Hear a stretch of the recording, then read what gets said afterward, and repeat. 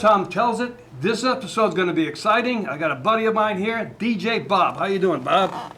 Thanks, Thom. We're going to talk about DJ stuff today. So, Bob, let's start out with, can you tell me the history of DJs? DJ stands for disc jockey. Okay. And it actually started back in radio times when the disc was a vinyl record. And the disc jockeys had to, at the radio stations, had to catalog all those records to be able to present them. It moved then to disc jockeys or DJs competing with live bands at weddings and parties and celebrations. Got to give those guys a lot of credit. They brought along hundreds of record albums and later on CDs. They had turntables that they had to maneuver and not only had to do their own cataloging of all of that music, but they also had to do their own beat matching and the like. So it was quite an adventure for the early DJs. That's changed. It's changed a lot. The music is now all digital. There are several different ways to get it, but it's all digital, which means that the old turntable systems and all the rest, they're all on the computer now. In fact, most of them are on little laptop computers. So the DJ comes walking in with his laptop and perhaps a hard disk and has an enormous amount of flexibility at that point.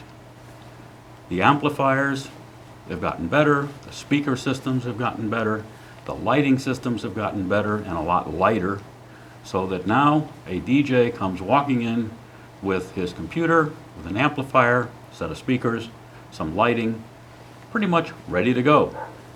All cataloged, instantly cataloged on the computer, and automatic beat matching in the set, etc. So I can sit there either taking music off of a hard drive or hook up Wi-Fi and have the ability to download instantly one of millions of songs that are available out there and be able to present those to my audience. It is really amazing. There's almost no barrier to entry at this point other than knowing what you're doing and having the skill.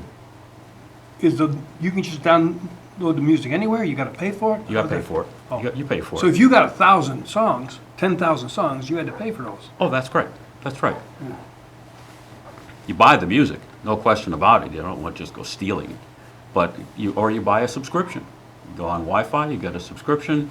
There are libraries out there, there's actually several of them, where you buy the subscription and you are then allowed to download whatever you want from their library. So you buy it for some very nominal price at that point in the game. So you can have all types of music? All kinds. How do you know? All different languages. How do you know? I'm just starting out. How do I know how much to buy or what to buy? Now you get into, if you're just going to start out, you've got to ask the question, why do you want to be in this business and how do you get into this business? Okay.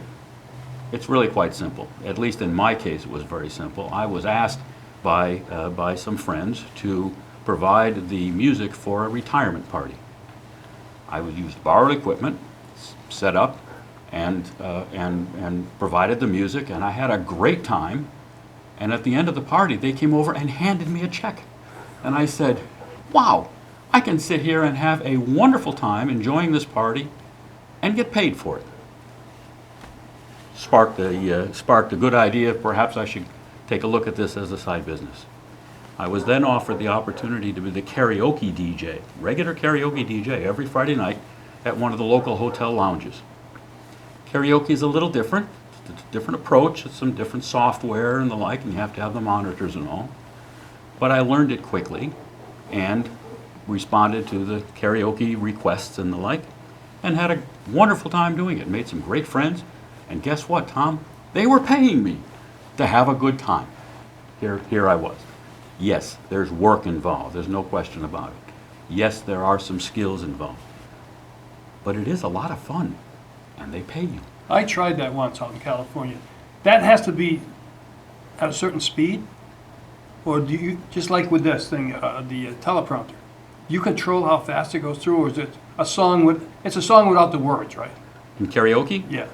Karaoke, they give the bass melody in the background and the words up on the screen. They've taken the primary artist out. And it lights up when you go And from it word lights to up word. as it goes And across. hopefully, even if you're a bad singer, You keep up with it. Alternately, you can sing along with them. That's another way to do it. Oh, okay. Or alternately, you can just sit there and listen. A regular DJ at a nightclub, for instance, won't do karaoke. But in a small group, karaoke can be a lot of fun. So there's all sorts of different ways to get into the business. Again, there are not a lot of barriers to entry, except you have to know your music and you have to be prepared to be something of an entertainer. so your followers come in and say, I want you to come over to my place. Mhm. So you're doing an investigation as far as the type of music they want to listen to? Absolutely. And on the way in many cases, not just walking in, but beforehand. I did one birthday party, for instance, where I was told that the guest of honor, the birthday girl, really liked Roy Orbison. And I looked through my catalog and said, I don't have a lot of Roy Orbison, so all of a sudden, Pretty Woman became a very important song. And there I was, downloading at that point in the game more Roy Orbison songs, simply to respond to her need. There are others where, some of the weddings, for instance, you'll have ethnic songs. And you've got to be prepared. Polka, a salsa, a sabico, a chardash, you've got to be prepared for those, because in a wedding instance, for instance, you're going to have ethnic dances that, harken back to the old country and the like. Any religious songs too, maybe? Occasionally. Wow. Sometimes you'll have praise songs, that sort of thing. So I want to get into business. Go ahead. What makes a good DJ? Generally speaking, there are 5 things that make a good DJ, and they're all interrelated. One of them is the DJ has to know the crowd. It's important to know what that crowd thinks is important, what they think they want to sing along to, etc. You do that by working with them first. Within karaoke, for instance, it's pretty easy because they come up with a request, and then you just simply follow on to those kinds of music, country, western, or hip-hop, or whatever. With others, you find out whether or not there's any ethnicities involved, because if there's a whole bunch of folks who are Latino, for instance, then you play the Latino music, and they become involved with it. You've got to know that crowd, and you've got to start with something of a playlist. So you'll know that when you sit down with them in the beginning. Oh yes, The makeup of the crowd. the makeup of the crowd, the size of the crowd makes a difference. A couple of hundred people is a different crowd than 20 or 30. For the speakers or everything? Oh, the equipment, but certainly what kind of music you're going to play and how much interaction you're going to have with them. Okay. We'll get into that. You have to know the music too. Depending on what it is you're going to do with the music, if you're going to have karaoke, you should know which ones are there. But if you're going to have dances, for instance, you have to know that there are some dances that simply energize a crowd. For instance, there is one old campy song called Love Shack by U2. It's amazing how people simply respond to this song. It's been around for years. There's another one, it's called These Boots Are Made for Walking by Nancy Sinatra. Yeah. This is not really good music. It's very, very narrow range, but it gets the feet tapping. And interestingly enough, you look out in the crowd and you find people still sitting in their chairs, singing along to this "Boots Are Made for Walking" thing. Clear indication that you've What about you've that? hit We it. Are Family. Oh my God. Oh, that's very popular. Certainly at the end of a wedding, it's the closing time of a wedding reception. You don't play closing time at a wedding reception, but you would play "We Are Family," and it goes over very well. There are others. There's one called "Wagon Wheel" by Darius Rucker. Amazing how people just end up doing what amounts to a Texas two-step, even while they're sitting in their chair. "Achy Breaky Heart." Oh God. Yeah. Is that a good No, piece it of is. music? It's amazing. They how developed that a song, a people- dance for that song. Exactly. People will simply respond to it. It is, and it's one of the ways for the DJ to know whether or not he's hitting the mark on the crowd. Because if you put the song on and it falls flat, you say, now I have to change the venue. I need to change the music that I'm playing.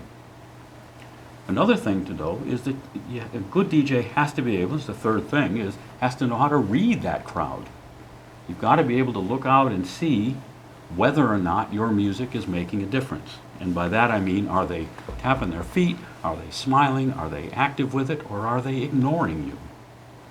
For instance, during dinner time, most parties will have a time during dinner you put on dinner music. There have been times when I'm busy playing dinner music that I've put on songs by Joe Dassin.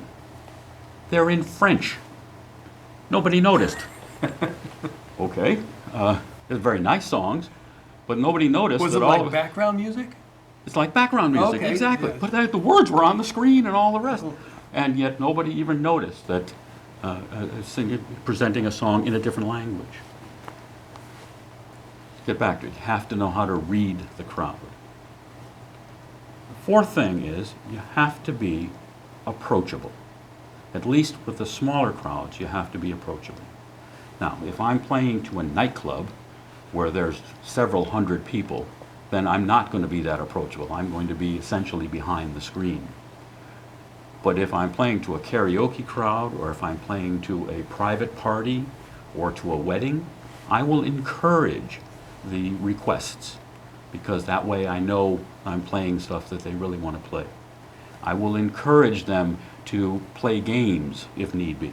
Name that tune, Okay. musical chairs, That's fun. trivia, that sort of thing. Encourage that sort of that sort of participation.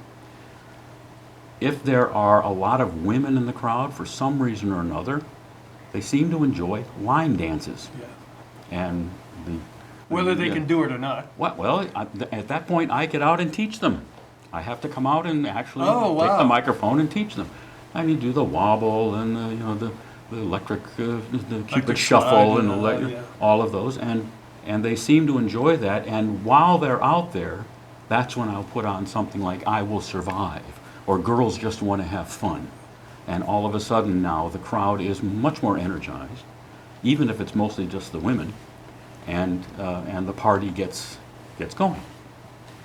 Same is true of karaoke.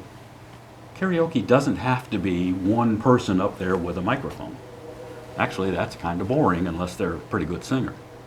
It's much more fun if there are 5 or 6 people, each with a microphone, Same time? at the same time, sing the same song. They can all Oh, okay, sing "I okay. Will Survive." They can all sing "The Wagon Wheel," and they get into it, and a little bit of dancing. I bring along funny hats and props. I'll hand out tambourines or other noisemaker kinds of things, so that even the people in the audience can shake a tambourine and make some noise. The whole idea is to recognize I'm playing other people's music. I'm not the talent. But I am, frankly, I'm the entertainment. And as such, I guess I've got to be entertaining. And the way to do that is to make other people's music more attractive to them, because they get involved with it, because they're shaking the tambourine, because they're singing along. In some cases, frankly, looking a little foolish, and that's great, because if we're all looking foolish at the same time, we're all having a wonderful time, and the party is successful. So the last thing is, a good DJ knows how to be appropriate. There's a lot of music out there, especially some of the new stuff, where there is just way too much profanity. Oh, yeah. Inappropriate, especially if there are children around, especially in a family environment, private parties and the like. And I've had people ask for those, request them. Can you do this song? And no, I really don't want to, because they're not appropriate, because they're inappropriate for the crowd. You have to be prepared for the ethnic stuff, as I said before. Be prepared with the salsa. Be prepared with the polka. And don't be afraid to actually go out there and dance the polka with them if they'd like. Lots of ways to be appropriate without being fake. But it is important. You can't just throw on music. You can't just beat match a fast dance all the way through. If there are couples in the crowd, frankly, they're going to want to have a nice slow dance every so often. That's when the country comes in. Could, certainly. Or a nice waltz. It's amazing how Frank Sinatra and Dean Martin are still surprisingly popular out there. You don't have to be really old to enjoy some of that old music. And I've had some surprisingly young crowds ask for old music because it has withstood the test of time, because it's good foot stomping music, but it has to be appropriate, and that's important. And those are the 5 things that make up a good DJ. When somebody asks a wedding song for the bride and groom, Mhm. pretty easy, right? Whatever it is. For a wedding, I meet with the bride and anybody else who's important to make decisions, and I use a questionnaire. It's a multi-page questionnaire that asks for very specifically what songs do you want When? and when. When people are coming in for the first dance, the dance with the father, the dance with the groom with his mother, for the cake cutting, for all of that sort of thing. Very specific. Which songs do you want? The recessional, the processional, and the recessional are. Now, some weddings will have a ceremony in one place and a reception in another, and I'm expected to be at both. If it's in the same hotel, I simply set up 2 completely different systems. Several places down by the shoreline often will have the wedding out on the lawn, but the reception in a hall. Got to set up a system on the lawn, all the wireless mics and all that sort of thing, and then, for all intents and purposes, leave it there as I hustle on over to a second system in the reception hall, and go ahead and provide the DJ services for that reception. So it's I need to know that beforehand. It needs to be well documented on the contract and on the questionnaire. Also, I want to know what you don't want to hear. Okay. That's important. Not just the stuff that's inappropriate, but there are some that say, I don't want to hear any country. Don't put on any country at all. Okay, that's simple. Just don't put on any country. Or I really want to hear just hip hop. Don't worry about the slow dances. Okay. I had one where the father of the bride was an excellent dancer and had a thing for cha-cha. It was very nice to watch him out there with his daughters, as it turns out, and he's having a wonderful time cha-chaing around the floor. Interestingly enough, everyone was watching him and nobody else was out dancing. And so here I am trying to read this crowd and saying, are these folks having a good time? Because for all intents and purposes, they've been excluded from the dance floor by the skill of the father of the bride. Was And it maybe that interesting? one dance, right? If it was important. Well, he danced a whole bunch of them. Oh, okay. He was Stayed very, too long. He was very happy out there. We had to change up a little bit and make some changes and the like in order to get the rest of the crowd involved. We went to a wedding in August, and it rained. It was outside. Outside. That guy had a little problem. We were concerned because he was toward the end of the tent. Yep. The equipment is, it's made to be bounced around some, but it's Oh. not made to be rained on. That's for sure, and you have to be very careful. There is a surprising investment there. A really good set of speakers can cost a couple of grand, no question about it. The Bose L1 Model 2 is $2,500 just for the speaker and the Stand. the stand and the like.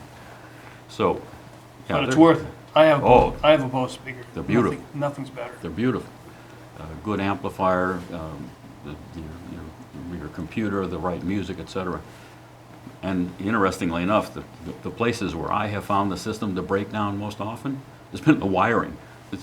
Oh. It looks like a spaghetti farm in the back. It's similar to here. There's wires all over the place, and every so often one of them will cease to make a connection.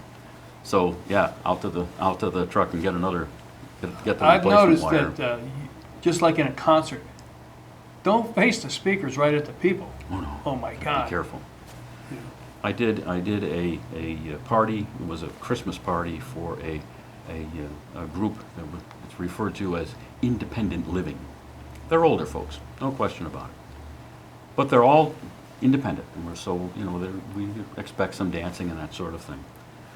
Honestly, I had two people waiting for me so that they wanted to say something, and this older fella comes up to me and explains that the music is much too loud, and if I would turn it down, please. Right behind him, this nice lady comes up and explains, this music clearly is not loud enough, and could I turn it up? I moved the speaker, There you go. spun the speaker around. I didn't change the volume at all, just spun That's the funny. speaker. And they didn't complain, so I figured, well, that must have done the trick. Any funny stories? Oh, there are, there are some, although I'm somewhat at a loss to think about them other than People fall down too much? Is it always the alcohol? I've had a few fall, and yeah, it's been the alcohol. It's mostly the chair moved as they went to sit down and whammo down on the floor. That's really not funny. I had one time where this group came in, and this young woman, very attractive young woman, but she had a cast on her leg. And so I said to her, you don't need to come up to do karaoke. She wanted to sing karaoke. Perhaps I would just bring her the microphone. She could see the screen and the like.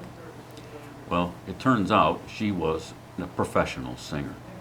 Sang beautifully. Enough so that I'm looking around saying, where's the talent scout around here? I mean, she was a professional singer. But because she was sitting down, the rest of the group had no idea it was still karaoke. And they had no idea that she was the one doing the singing. So well, that's a nice song, but you should put on karaoke now. And Wow. had no idea she was singing at all. I've had others where you get an entire crowd up there, and there were a few who were so bad that I simply, on the mixer, shut them off, and all the rest were singing along, and they were singing along too, but couldn't hear them through the system. That's clever. And that happens occasionally. That happens. I get them some that are much louder than others, and have to work the. Now, you said you talked with the people prior. And I've gone to events like that you're playing, meaning the DJ, for hours. Mm-hmm. How are you thinking throughout? You're thinking about that all the time. Absolutely. Okay. Absolutely. Reading the crowd, being very aware that the crowd is out there, being very aware that, yes, it's other people's music, but I am, in effect, the entertainment, and therefore I'm expected to be entertaining.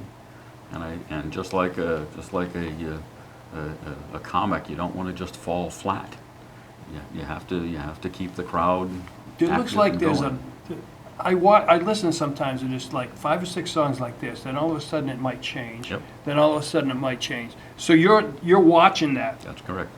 and if And there's no movement after 2 of the same kind of songs, You'll switch it up. notice a change. As you probably never notice, but there is this thing called beat matching. Beat matching is whether you take two different songs, one right after the other, and the appearance is that they have the exact same beat.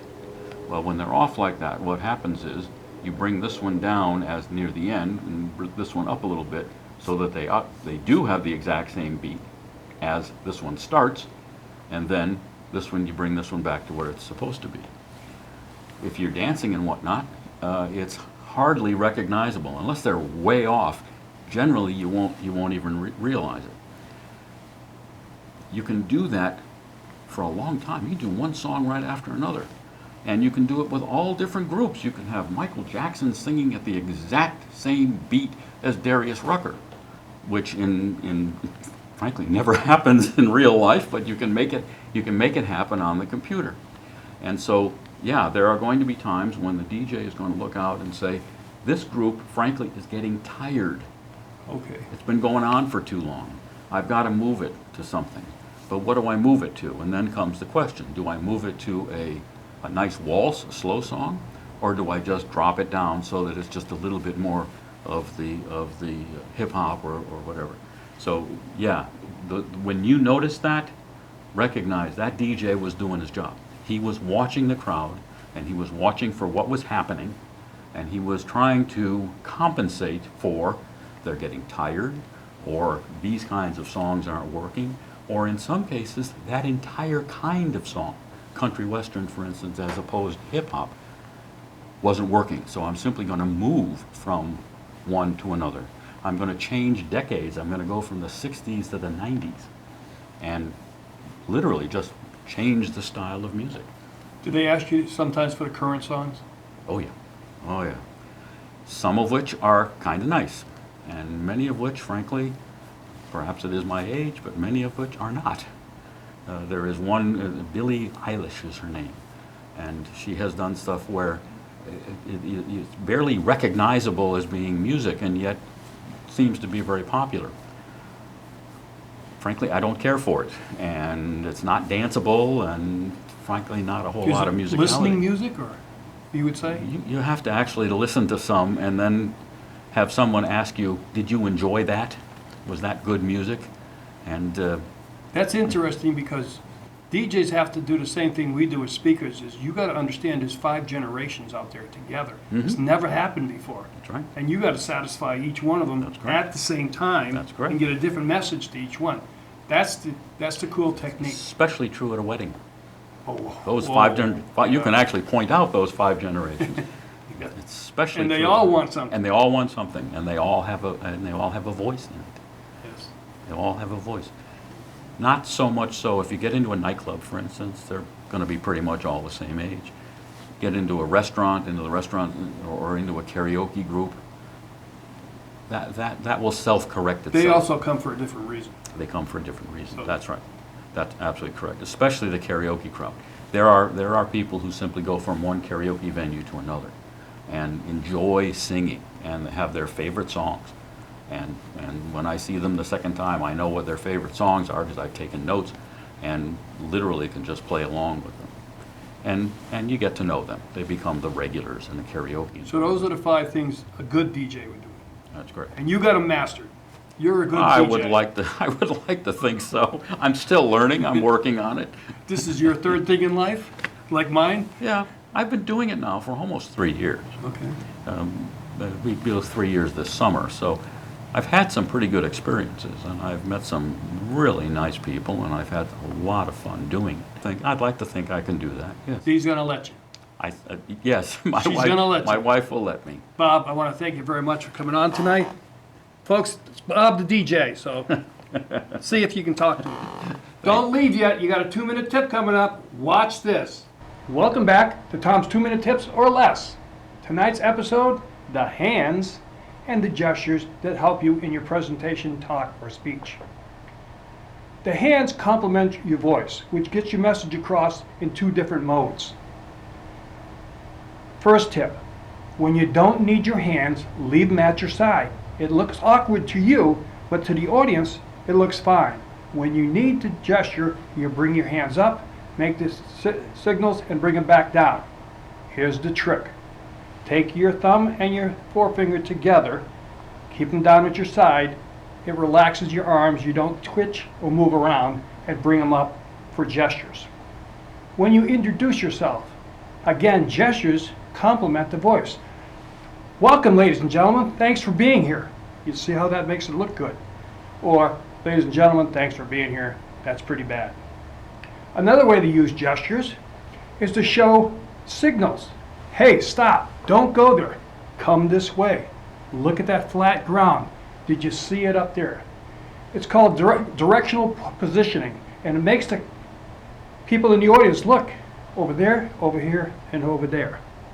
As you do the gesture, give yourself a second or 2. Their eyes are going to follow over to it and come back to you. If you're going to walk forward in your introduction, which you should do, it'll look something like this. Ladies and gentlemen, thanks for coming tonight. Here's what some speakers do, and it makes them look bad. Ladies and gentlemen, thanks for coming tonight. I'm so happy you're here. Let's get started. Do you see what's happening? He's showing that he's insecure, he doesn't know his business, and they're not going to believe him. You need to practice these techniques. It's pretty cool, and as I'm doing here, you got to do it in front of a camera. So if you use these techniques, you'll improve yourself by 50%, 60%, maybe even 75%. Because remember, you want to look your best, speak your best, and lead the rest. That's it for tonight. Come back for the next one.